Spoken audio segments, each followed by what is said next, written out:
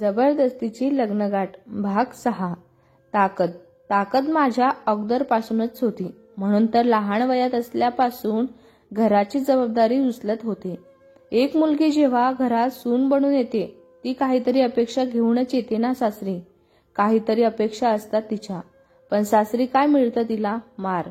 उठता बसता तिची केलेली हेटाळणी, माहेरांच्या लोकांवरून टोचून बोलणं, सतत धमक्या देणं, एका स्त्रीच्या मनावर तिच्या शरीरांवर होणारे आघात. मान्य आहे मला की मोहितला मी पसंत नव्हतं केलं, पण जे नशिबात आलं होतं ते मी स्वीकारलेलं होतं. मी हे नातं टिकवण्यासाठी मनापासून प्रयत्न करत होते. कधीच उलट बोलले नाही. जसं तुम्ही वागायला सांगितलं तसे मी वागत होते, पण तरी तुमच्यापैकी कोणाला माझी दया आलीच नाही. मिहिका सोक्षबोक्षी होऊन रडू लागली. रडताना तिचे शब्द देखील अडखडत होते. नंदकिशोर आणि रत्नमाला ते बघतच नव्हते. घरात मिळणारा मार कमी वाटत होता का तुम्हाला, जे मला मूल होत नाही म्हणून त्या भक्ताकडे दर महिन्याला घेऊन जाऊन माझी चमडी सोडून काढत होता? तुम्हाला कल्पना तरी आहे का? त्या 7-8 फटक्याने अंगाची लाही होत होती माझी. अंगात तिथून उठण्याची देखील ताकद राहत नव्हती. पण दुसऱ्या दिवशी त्याचं दुखत्या अंगाने घरातील कामं केलीत मी. तापाने फणफणले तरी तोंडातून एकही शब्द काढला नव्हता मी कधी. पण माझ्या ह्या सहन करणाऱ्या तुम्ही माझी कमजोरी समजली. पण आता नाही. आता मी सहन करणार नाही. मला घटस्फोट हवा आहे आणि तो मी मिळवल्याशिवाय राहणार नाही. साहेबराव म्हणाले, खूप बोललीस ग तू आता. तुझ्या या राम कहाणीत आमच्या नजरेत काडीचीही किंमत नाही आहे. साहेबराव उभे राहत एक हात हवेत उडवत म्हणाले होते. शारदा म्हणाली, तुला जर घटस्फोट हवा असेल तर लग्नाला केलेला सगळा खर्च, तुझ्या भावासाठी ओतलेला पैसा आणि तुझे ते काकू आमची जमीन हडपून बसले आहेत ना, ती जमीन आणि त्या भक्तामागे घातलेले आमचे 40-50 हजार सगळं आमच्या सुपूर्त कर. मग काय ते देतो तुला घटस्फोट. शारदा साहेबरावांच्या पुढे येऊन म्हणाली. मिहिका म्हणाली. मिहिकाचे डोळे मोठे झाले. एवढा मोठा पैसा आणायचा कुठून? मिहिकाला काही सुचेनासं झालं होतं. आम्ही आमच्या वकिलांशी बोलतो, मग तुम्हाला काय ते सांगू. तुमचे पैसे आणि जमिनीचं काय करायचं ते बघू. नंदकिशोर मिहिकांच्या चेहऱ्यांवरचे भाव बघून सावधपणे पण कडक शब्दात म्हणाला. त्याची काही गरज नाही नंदकिशोर साहेब. काळा कोट घालून विलास दुबेने घरात प्रवेश केला. सगळ्यांच्या नजरा त्याच्याकडे वळाल्या होत्या. विलासने एकदा मिहिकाकडे बघितलं आणि नजरेने तिला धीर दिला आणि म्हणाला, तुम्ही मिहिका, जो काही त्रास दिला तो या डॉक्टरच्या रिपोर्टमध्ये आहेच. म्हणजे तुम्ही जो काही लग्नाचा खर्च केला त्यातलं काहीच तुम्ही मिहिकाकडून घेऊ शकत नाही. शिवाय तुमच्या लग्नाला 3 वर्ष झालेली आहेत. मिहिकांच्या भावासाठी केलेला खर्च कागदी स्वरूपात तुम्ही केलेला नाही आहे. प्रत्येक वेळी कोणत्या तरी व्यक्तीकडून तुम्ही पैसे पाठवत होता. त्यामुळं पुराव्याअभावी तेही तुम्हाला मिळणार नाही. जमीन ती तर काका-काकींच्या नावावर केली म्हणजे ती तुम्हाला मिहिका नाही तिचे काका-काकी देतील. आणि आता राहिला प्रश्न तुमच्या त्या भगतांचा. तो भगत तुम्ही आणलेला होता. त्याला पैसे तुम्ही देत होतात. तसंही कोर्टात या देवदेवस्कीला मान्यता नाही आहे. त्यामुळे जर या भक्तांबद्दल काही तुम्ही कोर्टात बोललात तर कोर्ट तुम्हाला आणि भक्ताला दोघांना सुद्धा अंधश्रद्धा पसरवण्याच्या आरोपांखाली तुरुंगात टाकेल. त्यामुळे या गोष्टींचा तुम्ही विचार करायलाच हवा. सगळे पुरावे मिहिकाच्या बाजूने आहेत. जर तुमच्या वरचा काही गुन्हा सिद्ध झालाच म्हणजे होणारच आहे, तर तुम्ही तिघे तुरुंगात जाणार हे नक्कीच आहे. तेही नाही म्हटलं तरी जाल 7-8 वर्षांसाठी. विलास खांदे उडवत म्हणाला होता. विलाच्या तोंडून हे शब्द ऐकून तिघांच्या चेहऱ्यांवरचा रंग उडालेलाच होता. शारदा तर कावरीबावरी झालेली होती. मोहित रुमालाने चेहरा पुसू लागला तर साहेबराव धपकन सोफ्यावर जाऊन बसले. मिहिका शांतपणे तिघांचे बदललेले रूप बघत होती. रत्नमाला आणि नंदकिशोरच्या चेहऱ्यांवर निश्चित असल्याचे भाव होते. मोनू फक्त सगळ्यांच्या चेहऱ्यांकडे बघत उभी होती. पण आपली ताई या सगळ्या त्रासातून मुक्त होणार या भावनेने तिच्या ओठांवर हसू येत होतं. विलासराव म्हणाले, तुमचं झालं असेल तर निघू शकता तुम्ही आता. मी डिबोर्डचे पेपर पाठवून देतो, तेवढे सही करून पाठवून द्या. आणि हो, तुम्हाला पोटगी देखील द्यावीच लागेल. विलास सोफ्यावर बसत म्हणाला होता. शारदा म्हणाली, एवढं सगळं आमचं घेऊन वर या अवदसेला पोटगी पण आम्हीच द्यायची का? शारदा खांद्यांवरचा पदर सरळ करत तोऱ्यात म्हणाली. विलासराव म्हणाला, तोंड सांभाळून बोला मिसेस कुलकर्णी मॅडम, नाहीतर माझ्या असीलबद्दल अवांच्या भाषा वापरल्याबद्दल शिक्षा अजून वाढून मागील कोर्टाला. विलास मोठे डोळे कळत शारदाला म्हणाला. शारदाने लगेच नजर खाली केली आणि गप्प बसली. मिहिका म्हणाली, नकोय मला पोटगी वकील साहेब, बस मला या नात्यातून मोकळं करा फक्त. यांच्याकडचं मला काहीच नको. यांच्याशी यापुढं मला कसला संबंध नाही ठेवायचा आहे. मिहिका विलासरावला म्हणाली. विलासरावने मान हलवली. मिहिका म्हणाली, झालं तुमचं असेल तर निघा आता. मिहिकाने त्यांना एक हात दरवाज्यांकडे दाखवत बाहेर जाण्यासाठी म्हणाली होती. साहेबराव, शारदा, मोहित दात होट कात बाहेर गेले. मिहिकाने पुढे जाऊन लगेच दरवाजा बंद केला आणि त्यालाच टेकून उभी राहिली. बंद डोळ्यातून एक अश्रूंची धार गालान ओघळली. आज ती मनातलं सगळं बोलून गेलेली होती. कोणालाही न घाबरता न डगमगता एका स्त्रीचा स्वाभिमान जागा झालेला होता. विलासच्या तिच्याकडे लक्ष गेलं. त्याला तिच्याबद्दल खूप वाईट वाटत होतं. ज्याप्रमाणे आज ती खंबीर राहून बोलली त्यावरून त्याला तिच्याबद्दल आदर आणि अभिमान दोन्ही वाटत होतं. विलास तिच्या जवळ आला आणि म्हणाला, स्वतःचा अभिमान कधीच कोणासाठी पणाला लावू नकोस. आज तुझ्यात जी हिंमत आलेली आहे ना, ती तशीच जागी ठेव. आयुष्यात खूप लोक असे मिळतील जे पदोपदी तुला मागे खेचतील, पण त्या सगळ्यांना सांग की तू एक स्त्री आहेस, पण कमजोर नाही, अबला नाही, अनाथ नाही.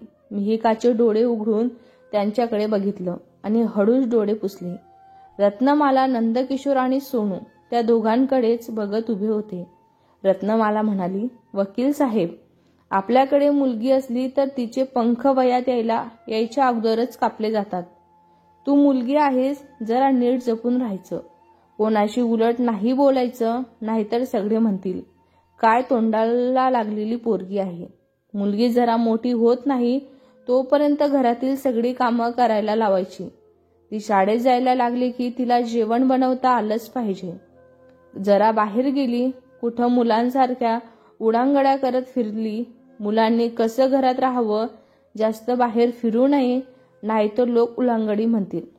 खेडा बागड्यांच्या वयात लग्न करून देतात आणि सून म्हणून घरात आली की मग काय, सासरचे सुरुवातीला मुलगी म्हणून घरात आणली म्हणून सुनेचंच तोंडभर कौतुक करतात, पण नंतर त्या सुनेला पायाखाली तुडवायला सुद्धा कमी करत नाही. बाहेर काम करत असेल तर तिचं काम कसं सोडून घरातल्या कामांना कसं झुंपायचं याचा विचार केला जातो. सुनेला बाहेरचं काम सोडून घरी बसवायचं असेल मग काय, एका वर्षात पाळणा हल्लाच पाहिजे म्हणून मागे लागणार. तिच्या अपेक्षा, स्वप्न सगळ्यांची राखरांगोळी करून टाकतात. मी असं म्हणत नाही की सगळ्या स्त्रियांचं नशीब एक सारखंच असतं म्हणून. काहींना तर खरंच चांगलं कुटुंब मिळतं, पण त्यांना ते टिकवता येत नाही. पण मिहिकासारख्या गावातल्या कमी शिकलेल्या ज्यांना त्यांचे माहेरचे पण लोकांसारखं वागतात, त्या स्त्रियांच्या वाटेला हे दुःख असतंच ना. रत्नमाला मिहिकांच्या खांद्यांवर हात ठेवत विलासला म्हणाली. विलासला ते पटत होतं, कारण मिहिका एकटीच किंवा पहिली अशी मुलगी नव्हती जिच्यासोबत असं झालेलं होतं. गावातले न शिकलेले लोक काय आणि शहरातले शिकलेले लोक काय, स्त्रीची परिस्थिती एकच, फक्त तिला छळायचे प्रकार वेगवेगळे असतात. नंदकिशोर म्हणाले, पण तुझ्यासोबत आहोत आम्ही मिहिका. भलेही तुझ्या आईने वडिलांनी तुझा विचार केला नसेल, पण माझा परिवार पण तर तूच आहेस ना. हा, तुझ्या वडिलांच्या वागण्याने आम्ही कधीच फार जास्त तुमच्यामध्ये नाही मिसळलो, तुमच्या घरी कधी येत पण नव्हतो, पण तुझ्यावर नेहमी मुलीसारखी माया केली आम्ही. मिहिका म्हणाली, मला माहीत आहे काका, आज मी तुमच्यामुळेच ही हिंमत करू शकलेले आहे. मिहिकाने नंदकिशोरच्या हातांवर हात ठेवत म्हणाले. रत्नमाला आणि सोनूने पुढे येऊन त्या दोघांच्या हातांवर हात ठेवला सगळ्यांच्या चेहऱ्यांवर आनंद होता आणि डोळ्यात सुखांचे अश्रू होते. विलासराव मिहिकाबद्दल आपुलकी वाटू लागली होती. नंतर तो सगळ्यांचा निरोप घेऊन निघून गेला. पुढच्या महिन्यात कोर्टाची तारीख आहे म्हणून विलासने नंतर कळवलं. मोहित, शारदा, साहेबराव तिघे आपल्या वकिलांसोबत हजर राहिलेले होते. मिहिका, नंदकिशोर आणि मोहितचं कुटुंब कोर्टाच्या बाहेर त्यांच्या नंबर येण्याची वाट बघत असताना आम्हाला हा मुद्दा वाढवायचा नाही आहे. परस्पर समजुतीने जर या केसचा निकाल लागला असेल तर आम्ही तयार आहोत. मिहिकाचा वकील मिहिकांच्या शेजारी उभ्या असलेल्या विलासला म्हणाला. विलासने मिहिका आणि नंदकिशोरकडे बघितलं. नंदकिशोरने त्याला डोळ्यानेच खुणावलं. विलास मोहितच्या वकिलांकडे बघून म्हणाला, मला थोडा वेळ द्या. मी माझ्या अशिलांशी बोलतो, मग सांगतो तुम्हाला काय ते. विलास त्यांना घेऊन एका बाजूला गेला. मिहिका म्हणाली, वकील साहेब, जर मोहित समजुतीने हा खटला थांबवत असेल तर मला पण हा खटला थांबवण्यात काहीच रस नाही आहे. मला लवकरात लवकर या बंधनातून मुक्तता हवी आहे. नंदकिशोर म्हणाले, पण तुला ज्या लोकांनी एवढा त्रास दिला त्यांना त्यांच्या पापाची शिक्षा देणं गरजेचंच आहे ना बाळा. नाहीतर उद्या अजून एक मिहिका या लोकांच्या स्वार्थापुढं बळी पडेल. मिहिका म्हणाली, नाही काका, असं काही नाही होणार. कारण यांना आता कोणही मुलगी देणार नाही असं मला तरी वाटतं. कारण सगळेच आपल्या मुलीला विकण्यासाठी नाही काढत ना. मिहिका लांब उभ्या असणाऱ्या कुलकर्णी कुटुंबाकडे बघत म्हणाली. विलास म्हणाला, ठीक आहे, मी त्यांना सांगतो. आपण परस्पर समजुतीने हा खटला इथे संपवण्यात तयार आहोत म्हणून. पण एक आहे, परस्पर समजुतीने निकाल लागायला सुद्धा 6 महिने किंवा वर्ष जाईलच. विलास मिहिकाकडे बघत म्हणाला. मिहिका म्हणाली, वर्ष कशासाठी? विलास म्हणाला, आपल्याकडे सगळ्या गोष्टींना सुधारण्यासाठी न्यायपालिका एक मोका देत असते. तसंच लग्न मोडताना सुद्धा तुम्हा दोघांना आपलं नातं वाचवण्यासाठी एक मोका दिला जाईलच. तुमचं एकमेकांबद्दलचं मत बदलतं की का ते बघितलं जाईल. तरी देखील तुमचा वेगळा होण्याचा निर्णय ठाम असेल तरच तुमचा घटस्फोट मंजूर होईल. मिहिका म्हणाली, नाही वकील साहेब, मला या केसमध्ये अडकून नाही राहायचं आहे. यात फार तर 6 महिने ठीक आहेत, पण त्यापुढं कधीच नाही. तुम्ही काहीतरी मार्ग काढा आणि मला मोकळं करा. तुमचे खरंच खूप उपकार होतील माझ्यावर. मिहिकाने विलास समोर हात जोडत म्हणाली होती. ठीक आहे, मी बघतो. विलासराव मिहिकांचे जोडलेले हात एका हाताने खाली करत म्हणाले. केस नंबर 87. मिहिका कुलकर्णी, मोहित कुलकर्णी. फॅमिली कोर्टच्या बाहेर उभी असलेली व्यक्ती ओरडली. विलास म्हणाला, चला, आपला नंबर आलेला आहे. नंदकिशोर साहेब, तुम्ही येथेच थांबा. तुम्हाला आत घेणार नाहीत. विलास नंदकिशोरला म्हणाला. नंदकिशोरने विलासकडे बघून मान हलवली आणि मिहिकाला डोळ्यांनीच धीर दिला. मिहिका आणि मोहित आपल्याला वकिलांसोबत कोर्टात दाखल झालेले आहेत. माननीय न्यायाधीश साहेब. विलासने मिहिकाची बाजू मांडली. म्हणून न्यायाधीश साहेब, मी विनंती करतो की माझ्या आशिषाला लवकरात लवकर या नात्यातून सुटका करून द्यावी, म्हणजे त्या स्वतःचं पुढचं आयुष्य सुखाने जगू शकतील. माननीय न्यायाधीश साहेब महोदय, माझे असतील या केसचा निकाल शांततेत पार पाडू इच्छितात. जर माझे वकील मित्र मिस्टर विलास दुबे यांच्या अशिलांची संमती नसेल तर आम्ही समजुतीने या केसबद्दल कोर्टाच्या बाहेर विचार करू शकतो. मोहितचा वकील न्यायाधीश साहेबांना म्हणाला. न्यायाधीश म्हणाले, जर तुम्ही बाहेरच निकाल लावायचा विचार केला होता तर तुम्ही कोर्टाचा वेळ वाया घालवलेला आहे. तुम्ही दोन्ही वकील सुजाण आहात. कोर्टाचा वेळ किती बहुमूल्य आहे हे तुम्हाला चांगलंच माहिती आहे. तरी देखील तुम्ही कोर्टात आलात का? न्यायाधीश साहेबांनी दोन्ही वकिलांना जाब विचारलं. कोर्टाचा वेळ घालवल्याप्रकरणी मी फक्त मोहित कुलकर्णी यांच्या वकिलांचा 5,000 दंड ठोकावत आहे. न्यायाधीश महोदय म्हणाले, तसे दोन्ही वकील आपल्याला आशिषाला बाहेर घेऊन आलेलेच आहेत. केस नंबर 88. तो माणूस पुन्हा जोराजोरात ओरडला होता. परस्पर समजुतीने घटस्फोट घेण्यासाठी मिहिका आणि मोहित दोघेही तयारच होते, पण त्याला देखील 6 महिन्यांचा वेळ लागणारच होता. मिहिका आता पुढं काय करायचं विचार करत आहे. रत्नमाला आणि नंदकिशोर आणि मिहिका संध्याकाळच्या विहिरीत चहा नाश्ता करत असताना नंदकिशोरने विषय काढला. मिहिका म्हणाली, काका काकी, मी जोपर्यंत माझा घटस्फोट होत नाही तोपर्यंत कुठेतरी घर कामाला जाईलच. अर्थात तुमची काही हरकत नसेल तर. कारण एखाद्या ऑफिसमध्ये काम करायला माझ्याकडे तेवढे शिक्षण नाही आहे. पण जर माझ्या शिक्षणाप्रमाणे कुठं दुसरं काम मिळत असेल तर ते देखील मी करू शकते ना. घर कामाला गेले तर काका काकूंच्या अब्रूला बट्टा न लागो म्हणून मिहिका त्यांना तिच्या शिक्षणाप्रमाणे कुठे काम असेल तर ते देखील करायला ती तयारच आहे असं म्हणाली होती. नंदकिशोर म्हणाले, तू घर कामाला गेलीस तरी काही हरकत नाही आमची, पण या घर कामामुळे तुझं आयुष्य तेवढं सीमित राहील ग. तू दुसरं काहीतरी काम कर जेणेकरून पुढं त्या गोष्टींचा तुला फायदा होईल. नंदकिशोर चहाचा कप टिपाईवर ठेवत म्हणाला. रत्नमाला म्हणाली, आपल्या बिल्डिंगच्या तळमजल्यावर एक कंपनी सुरू आहे. तिथे काही खोटे दागिने बनवले जातात. तिकडं शिक्षणाची गरज नाही आहे. तुला तिकडं काहीतरी शिकायलाही मिळेलच. मिहिका म्हणाली, पण काका, मी कायमस्वरूपी नाही करणार आहे तिकडं काम. म्हणजे? खूप वेळ शांत बसून मिहिका आणि नंदकिशोर आणि रत्नमालाचं बोलणं ऐकत असलेली सोनू म्हणाली. मिहिका म्हणाली, म्हणजे माझी मैत्रीण जिने तुम्हाला फोन करून माझ्याबद्दल सांगितलेलं होतं ना, ती मैत्रीण बेंगलोरला राहते. 2 दिवसापूर्वीच तिला मी फोन केलेलाच होता. ती तिकडे एका हॉटेलमध्ये रिसेप्शन काय आहे ते काम करत असते. मला ती म्हणाली की तुझा घटस्फोट झाला की इकडे ये म्हणून. मला ती तिकडे एखादं काम बघणारच आहे. रत्नमाला म्हणाली, अगं पण तिकडं तू एकटी कशी राहणार? आपलं तिकडं कोणीच नाही, ओळखीचं पण कोणीच नाही तिकडं. आणि हे बेंगलोर जवळ आहे का? तुला काही झालं तिकडं म्हणजे? नको बाई, खूप लांब आहे ते. रत्नमाला चहाचे कप आणि नाश्त्यांची प्लेट उचलून किचनमध्ये ठेवत बडबड करत होती.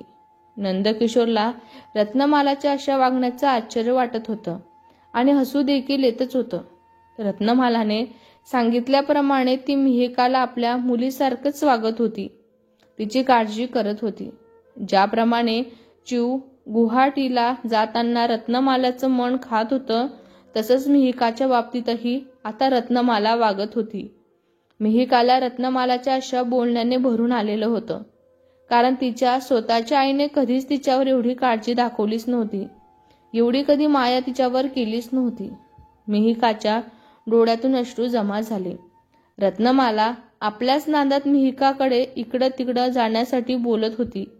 तिचं नंदकिशोर आणि मिहिकाकडे लक्षच नव्हतं. आपणच एकटे बोलत आहो असं जाणवतच रत्नमालाने दोघांकडे बघितलं. रत्नमाला म्हणाली, काय झालं? तुम्ही दोघं असं का बघताय माझ्याकडं? आपल्याकडे एक जण हसतं आणि एक जण डोळ्यातून अश्रू आणून बघतोय म्हणून ती दोघांना आश्चर्याने बघू लागली होती. मिहिका उठली आणि रत्नमालाला मिठी मारली. काकू, मी स्वतःची सगळी काळजी घेईल तिथं. मी असं काही करणार नाही किंवा कोणाला स्वतःसोबत काही करूही देणार नाही ज्याने तुम्हा दोघांना माझ्यामुळं त्रास होईल म्हणून. पण मला स्वतःच्या जबाबदारीवर हे पाऊल उचलायलाच हवं आहे. मला आजपर्यंत तुम्ही दोघांनी खूप साथ दिलेली आहे. आता या पुढं पण तुमची साथ हवीच आहे मला. मिहिका रत्नमालापासून वेगळी होत म्हणाली होती. नंदकिशोरने रत्नमालाला डोळ्यांनी दिलासा दिला.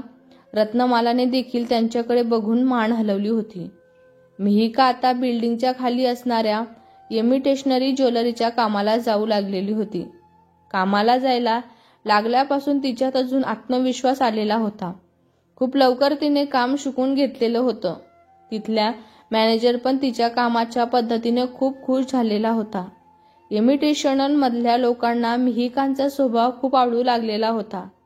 तिथल्या काही लोकांच्या कानावर मिहिकांच्या लग्नाबद्दल काही बाई ऐकू येत होतं, पण कोणी पुढे येऊन मिहिकाला कधी काही विचारत नव्हते.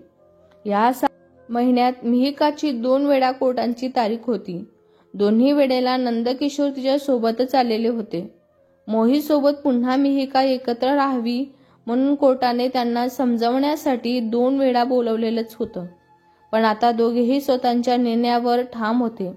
शेवटी मिहिका आणि मोहित यांचा घटस्फोट झाला. घटस्फोटातून मिहिकाला नको असलेलं तरीही तिचं स्त्रीधन म्हणून मंगळसूत्र मिळालेलंच होतं. तिने तेवढंच घेतलं.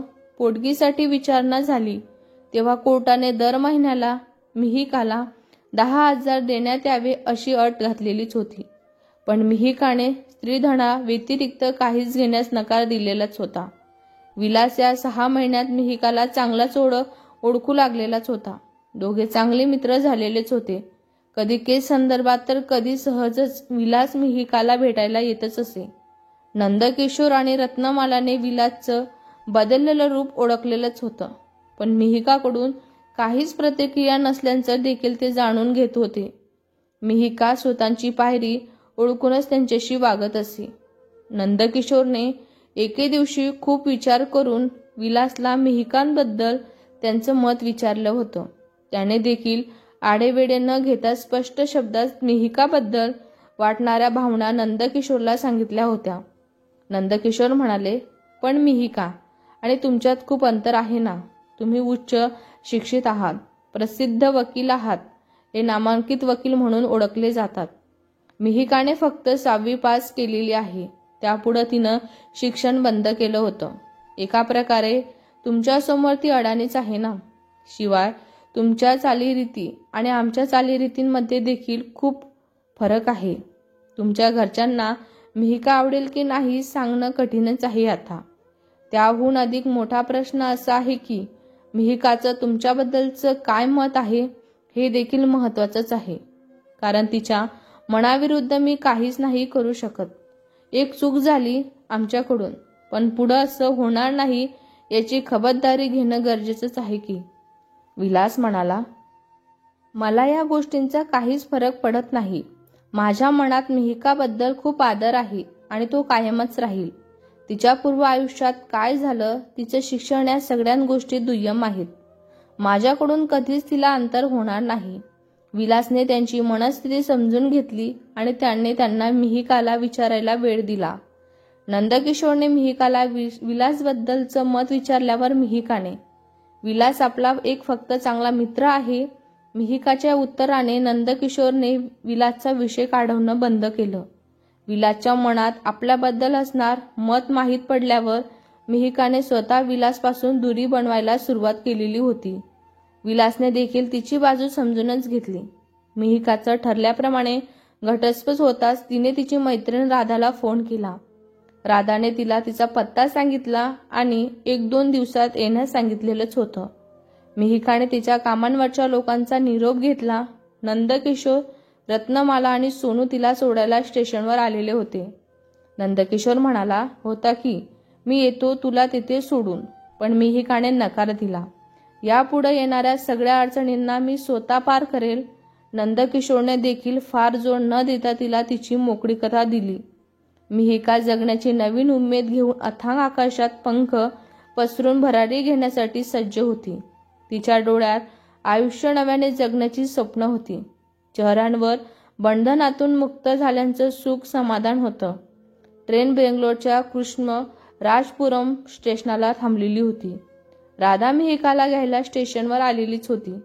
मिहिकांकडे फोन नव्हता म्हणून राधा अगोदरच मिहिकांच्या ट्रेनचा डबा जिथे थांबणार होता तिथे येऊन थांबलेली होती. ट्रेनमध्ये फार गर्दी नव्हती, त्यामुळं राधाला मिहिकाला शोधण्यात फार वेळ लागलाच नाही. मिहिकाचं खूप असं काही सामान नव्हतं. फक्त 2च बॅगी होत्या आणि एक तिच्या हातात छोटीशी हँडबॅग होती. राधाने त्यातील एक सुटकेस हातात घेत म्हणाली, चल निघूया का. मिहिकाने दुसरी सुटकेस हातात घेतली. दोन्ही स्टेशनच्या बाहेर आल्या. राधा हॉटेलची 4 चाकी गाडी घेऊन आलेली होती. तिने लगेच मिहिकाचं सामान गाडीच्या डिकीत ठेवलं. ड्रायव्हरने गाडी हॉटेलकडे वळवली. मिहिका बाहेरचे रस्ते, तिथलं राहणीमान सगळं पहिल्यांदाच बघत होती. तिला ते शहर फार आवडलेलं होतं. स्वच्छ सुंदर असं बेंगलोर. थोडी बाहेरची हवा खाऊन झाल्यावर मिहिकाने राधालाच प्रश्न विचारला, आपण कुठं जात आहोत? राधा म्हणाली, मी ज्या हॉटेलमध्ये काम करते तेथे माझ्यासाठी एक रूम आहे. म्हणजे जो स्टॉप हॉटेलपासून खूप लांब राहत होता त्यांना हॉटेलच्या मालकाने जवळच त्याचं दुसरं हॉटेल आहे तिथं राहायला जागा दिलेलीच आहे. आधी मी हॉटेलपासून खूप लांब राहत होते. कधी कधी लेट होत होतं हॉटेलमध्ये शिफ्ट असताना, पण जर नाईट शिफ्ट असेल तर प्रॉब्लेम व्हायची. मुलींना म्हणून सरांनीच हा उपाय काढलेला आहे.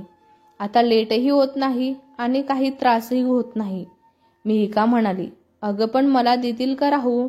कारण मी अजून तिकडे रुजू पण नाही झाले ना. राधा म्हणाली, अरे डोंट वरी, मी आधीच तुझ्या जॉबबद्दल आणि तुझ्या राहण्याच्या प्रॉब्लेमबद्दल आमच्या सरांशी बोललेलेच आहे. त्यांना सांगितलं होतं की तू माझ्या रूममध्येच राहणार आहेस म्हणून. मिहिकाला काळजी वाटली होती की आता ती राहणार कुठे म्हणून, पण राधाने तिच्यासाठी सगळी तयारी करून ठेवलेलीच होती. राधा मिहिकाला घेऊन तिच्या रूममध्ये आली.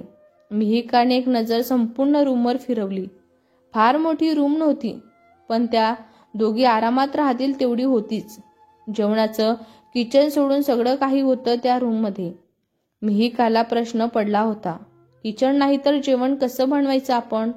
मिहिका, अगं उभी का आहेस? बस ना. आता ही तुझी पण रूम आहेच की. राधा मिहिकाचं सामान एका कोपऱ्यात ठेवत म्हणाली होती.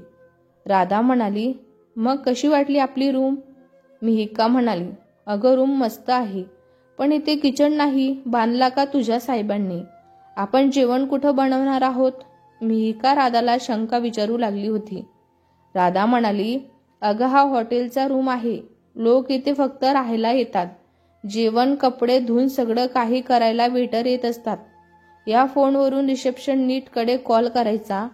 ते आपल्याला हवं असलेलं सगळं इथे या रूममध्ये बसल्या बसल्या आणून देत असतात. तू नको ना टेन्शन घेऊ.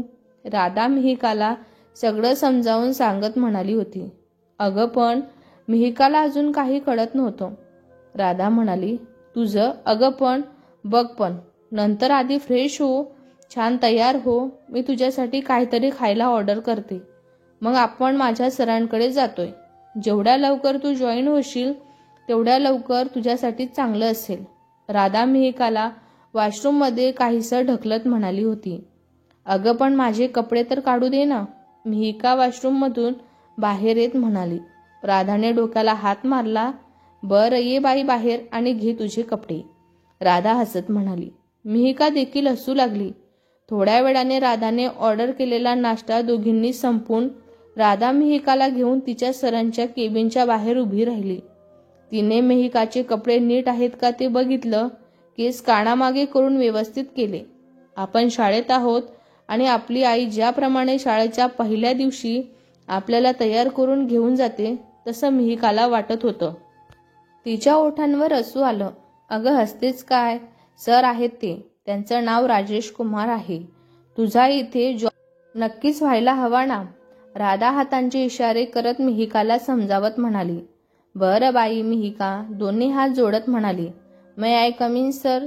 राधा केबिनचा दरवाजा लॉक करत म्हणाली होती. Yes please come in. केबिनमधून एक आवाज आला. मिहिका जरा घाबरली, पण परत नॉर्मल होत चेहऱ्यांवर हसू आणून राधांच्या मागे केबिनमध्ये प्रवेश केला. एक अर्धवट वयाने असलेल्या व्यक्ती, डोळ्यांवर मोठ्या काळा फेमसचा चष्मा लावलेला, तोंडात सिगारेट ओढत खुर्चीवर रेलून बसलेला होता. Hello sir. राधा आपले दोन्ही हात समोर एकांवर एक ठेवून उभी होती. मिहिकाने मान थोडी झुकून हात जोडत त्यांना अभिनंदन केलं. राजेश कुमार म्हणाला, राधा प्लीज हॅव सीट. अच्छा, तर ही न्यू जॉईन करते आहे का? राधा म्हणाली, हो सर. ही माझी मैत्रीण आहे. रत्नागिरीला राहायला होती अगोदर. फार शिकलेली नाही आहे. हा हिचा बायोडाटा आहे सर. राधा मिहिकांकडे बघून राजेशला मिहिकांचा बायोडाटा देत म्हणाली, जो तिने मिहिका हॉटेलमध्ये आल्यावर तयार केलेलाच होता. राजेश कुमार म्हणाला, आपण हिला हाऊस कीपिंगमध्ये जॉईन करून घेऊ शकतो. कारण हिचं शिक्षण खूपच कमी आहे ना.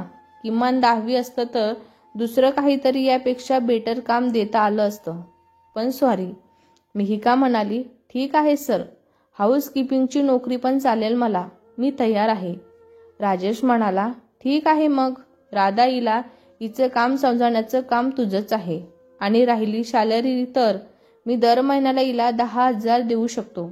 बाकीच्या फॉर्मॅलिटी 1 वर्षाने लागू होतीलच हिला. चालेल का? राधा म्हणाली. हो हो, no problem sir. Thank you so much sir. Mihika देखील थँक्यू म्हणाली. दोघी केबिनच्या बाहेर आल्या होत्या.